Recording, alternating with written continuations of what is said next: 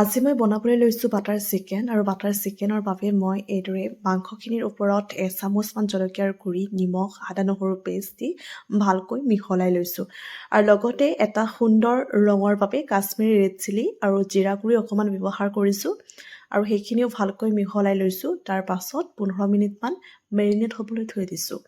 আৰু যেতিয়া 15 মিনিট হৈ গৈছে তেতিয়া এখন কেৰাহীত এইদৰে ৰিফাইন তেল গৰম হ'বলৈ দি তাত এই মাংসখিনি এপিচ এপিচকৈ ভাজিছোঁ। আৰু মাংসখিনি ভজা হোৱাৰ পাছত একেখন কেৰাহীতে আকৌ অকণমান তেল দিছোঁ আৰু সেই তেলতেই এইদৰে বিলাহী 4টা কাটি দিছোঁ। তাৰ পাছত এটা মিডিয়াম চাইজৰ পিঁয়াজ আৰু এমুঠিমান কাজু দিছোঁ। তাৰ পাছত নিমখ অকণমান দিছোঁ আৰু লগতে আদা নহৰু পেষ্ট আৰু অকণমান দিবলগীয়া হৈছে আৰু অকণমান জলকীয়াৰ গুড়ি আৰু লগতে বাটাৰ এচামুচ দি দিছোঁ।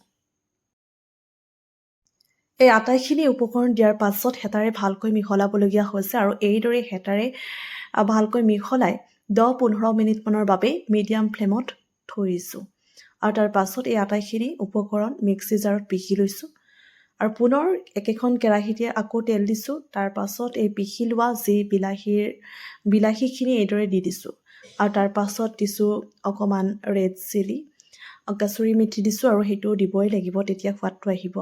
তাৰ পাছত পুনৰ দিছোঁ এচামুচ চেনি দিছোঁ আৰু এচামুচ বাটাৰ দিছোঁ আৰু ভালকৈ মিহলাই লৈছোঁ। তাৰ পাছত এইদৰেই দি দিছোঁ আমুল ক্ৰীম ব্যৱহাৰ কৰিছোঁ। 2 চামুচ আমুল ক্ৰীম দি দিব লাগিব আৰু এনেকৈ মিডিয়াম ফ্লেমত 15 মিনিট ৰখাৰ পাছত ভাজি থোৱা মাংসখিনি এই গ্ৰেভিখিনিতে দি দিছোঁ। তাৰ পাছত আকৌ মিডিয়াম ফ্লেমত 15 মিনিটৰ বাবে ৰাখি দিছোঁ আৰু ভালদৰে হেতাৰে লৰাইছোঁ। আৰু তাৰ পাছত আমাৰ বাটাৰ চিকেন ৰেডি।